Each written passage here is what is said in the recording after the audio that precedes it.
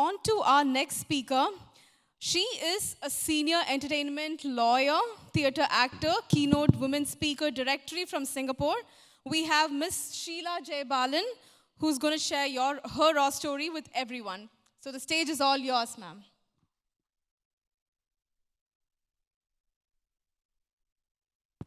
Let's take a moment. We've heard so many incredible stories this morning. And in honor of the incredible speakers, I want all of you here who is hearing this live, and all of you here who will hear this virtually on YouTube, I want you to do something for yourself. You need to connect and find one person and to share maybe 4 to 5 key takeaways of the stories that deeply resonated with you. Share it. Because what this will do is, it will help you manifest the stories and the learnings that resonated with you. And we all know the power of manifestation is the superpower in realizing your dreams and your vision. So manifest the stories. There's so many stories here. Ladies and gentlemen, as I stand before you to share my life journey, some of the painful stories, it took me back to one of my painful childhood memories from my beautiful hometown in Penang, Malaysia. It was my first debut on stage. I was very excited. My school was doing a theater production and remake of 1001 Arabian Nights. And I remember all of us, especially me, so excited. We all wanted to land the role of Princess Jasmine. I mean, come on, who wouldn't want to be Princess Jasmine? The beautiful clothes, hand-sewn with Swarovski crystals, to enter and make the grand entrance, being carried on a palanquin by the king's servants. And of course, to be applauded and celebrated as we sing the most famous Disney song, A Whole New World. But instead, I got the role of a clown. You heard me right. I got a role of a freaking clown. You have no idea how I felt in that moment and the sheer humiliation every time I had to go on stage and wear the polka dot costume with the red nose, with a painted face. And each time I have to dance and move in front of my parents, my classmates, and of course, the greatest humiliation in front of high school boys. I will never forget that moment, reduced as a sideshow, my presence a joke, not beautiful enough, not talented enough to be a princess. And at 13 years old, you really start to believe that you're indeed a clown. And you will grow up, perhaps, to be one.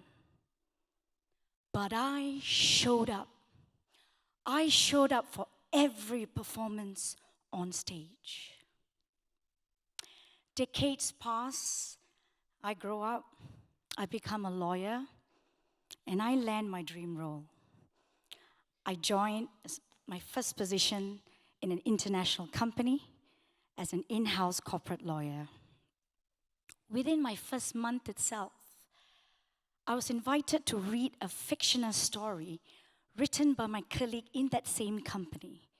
And as I read her story, it occurred to me that her story that she wrote could be based on true facts. And if that was true, that meant that my colleague in that company was being bullied and she was suffering from depression and was even suicidal.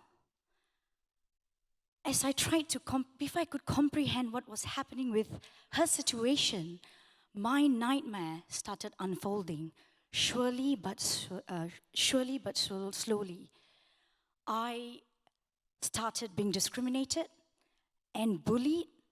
And I want to talk about this because this bullying wasn't nuanced. This bullying was right smack in your face. I wasn't invited for corporate events, work events, conferences, the kind that you want to be there to brand yourself.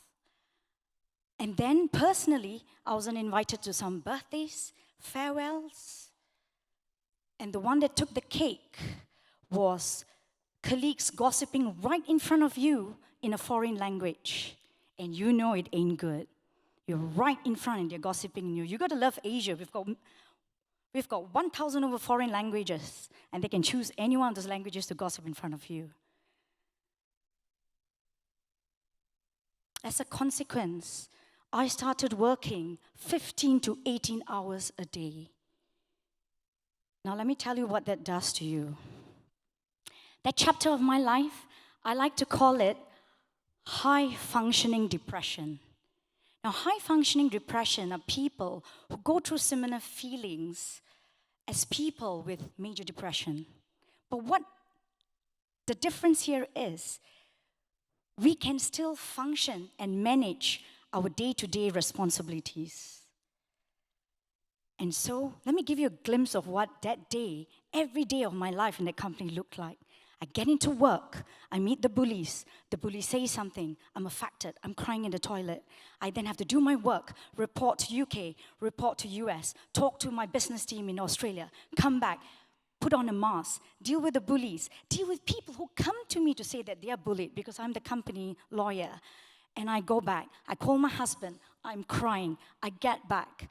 I have to get on with my work, I have to perform, I have to draft, I have to advise. Everybody remembers the lawyer who screws up and takes the company to court. Nobody remembers the rest of the amazing work you do.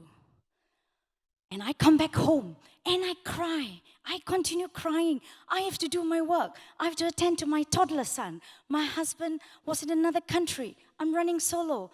The next day, it begins all over again. What do you do when you're going through this and you still have to perform? You still have to deliver. And you can imagine that's how the cookie crumbled. My health, my mental well-being, and my work performance for the very first time in my life was destroyed. All because I did not confront the toxicity head-on. I didn't tell my boss. I didn't tell HR. And you know what the irony is? My husband is a former employment lawyer, never lost a case in court. He now does HR. I had the best teams to advise me and to raise me, and I didn't go to them because I thought I can crawl my way out of this. I was a senior position. I needed to find my own way. How can I go and complain about juniors and people who was reporting to me was doing this to me? You know, it's at that moment, it's so complicated. You think about a million things. But I was alone. I was alone, I was isolated, I was a prisoner in my own nightmare.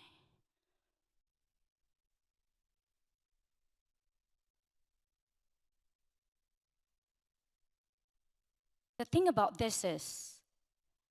thing about this is, everybody knew about the toxicity. It was the white elephant in the room that nobody spoke about.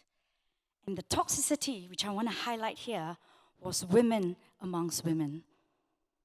Women backstabbing women. We all have industries which are dominated by women, and I was in them.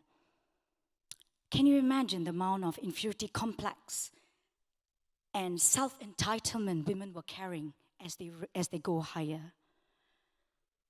For me, at the very core, I do believe what happened to me was because everybody in that international company expected a lawyer to come from a first world country, from UK.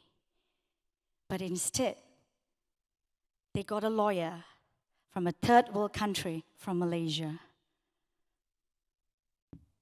But I showed up every single day for work. As I celebrate 5 decades of my life this year, I wanted to share the most painful stories, and these are my 2 most painful stories that I will always remember, because I feel my learnings and how I transformed my pain and suffering will transcend and elevate those of you out there, irrespective of where you are. My first learning, and the one I want you to hear, is to build deep, meaningful relationships with your team. For those of you out there going to the corporate world, for those of you out there in middle management, for those of you out there joining international companies with a variety of cultures, build deep, meaningful relationships with your team that you work directly with your bosses, that is the Holy Grail, and with your management teams. And for those who are out there dealing with management teams, seek sponsorship, seek mentorship. Build your inner circle of people you can trust. Forget superficial relationships. Forget, how are you? How's your weekend? What did you cook? Oh my God, is that a new hair color, girl? Forget all of that. Get to know the people in a more authentic, meaningful way. What is their background? Where did they come from? Just like the stories you've heard today. What do you do? What do you eat? What is your fitness regime like? Are you vegan? Why are you vegan? What are you as a mother, as a father? What is your career background? Why are you still in the company after 15 years? What have they done right? What is your growth? What are you doing to grow your career? Take them out, have a one-on-one. Because I tell you, one day, that person is going to be a critical element in perhaps saving you or keeping you in that company or elevating you. And for the women colleagues, find out how they balance work and personal life. Find out how they juggle it all. A woman working in Singapore and Malaysia does not operate and work the same way for a woman working in Middle East, in UK, or in US. Want to talk about diversity and inclusion? Understand the people you work with. I've met women from around the world. We are different. We think differently. Our cultures are differently. But you know what unites us? We all want the same thing. We want the freedom, and we want to play a bigger life. We are tired of playing small. We're tired of juggling it all. We're so tired. This ecosystem may not be built for us, but we definitely can recreate and reimagine an ecosystem that can work for our lives. The second thing I want to talk about in building deeper relationships is, after that incident, I got better, I got smarter. I learned how to interview well, I learned how to pick the best teams to work directly with, and I tell you, this is the most important thing. Pick your bosses, pick the leaders, pick the people that can elevate you, that can truly be fearless and be brave and to stand by you and will not throw you under the bus when the shit hits the fan. Bosses who will fire a colleague because they have wronged you without a second thought. And that, ladies and gentlemen, is a true story. It's a true story of what my boss did for me. And today, while I have gone through painful toxicity and pain, I've also had 6 amazing bosses who are dear and personal friends for me because they have helped elevate me, stood by me, and championed me to be a better leader. The last thing I would like to leave you with, the second thing, is to show up. I'm far from perfect when I'm stressful. You don't want to come near me when I'm stressful. But what I do best is I show up. And I show up well. Now, how do you show up well? That took 12 years of personal development, but I show up. I show up on stage despite having a meltdown last night. I show up at the gym despite having a running temperature and my body cannot carry the weights anymore. I showed up for my friend's 50th birthday despite being retrenched the day before. You show up well because you're given a new day to conquer and rewrite your story. You show up, you be productive, you be useful, you recalibrate your story on a new day and be grateful you're given another day to start your new journey. For that girl from Penang who started off as a clown, she rewrote her story and took control. And I went on to direct and produce all of the school production plays. And in one of my plays, and I won all the competitions, and in one of the plays, I played a princess. Not just any princess, I played a snake princess, inspired by the Bollywood movie Nagina, played by the legendary late actress Sri Devi. And in all my plays, I brought comedy, I brought laughter, and I make the audience laugh and cry with me. And for that, I am truly grateful to have started as a clown. Find your magic, live a bigger life, show up well, and take back control. Thank you.